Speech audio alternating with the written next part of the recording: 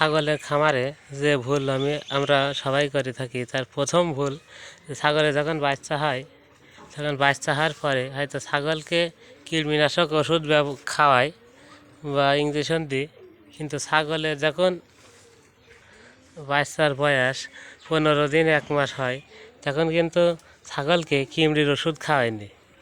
এই ছাগলকে কৃমির ওষুধ না খাওয়ানোর কারণে ছাগলের একটু হালকাই সমস্যা হয়, সেইটা হচ্ছে গিয়ে হজম শক্তি কম হয়, এমনকি বেশি দুধ খালি ঢেড়ায়, খাবার খালি একটু পাতলা পায়খানা হয়, একটু মোটা নাদ হয়। এই ধরনের সমস্যাটা আমরা প্রথমে ফেস করে থাকি। তাই প্রথমে এই ভুলটা যাতে না করি, ছাগলে যখনই খাওয়াবে তার 15 দিন পরে তার ছাগলের মাপ অনুযায়ী ছাগলকে কৃমির ওষুধটা খাইয়ে দিতে হবে।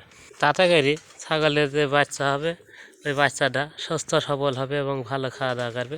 যদি হজম শক্তিটা ভালো হয় কৃমির ওষুধ খাওয়ার কারণে, তাহলে দেখা যাচ্ছে যে তার পরবর্তীতে তার গ্রোথটা ভালো থাকবে, আর এই ছাগলটার পরবর্তীতে ভালো হবে, বেশি দিন বসলে লাভবান হওয়া যাবে।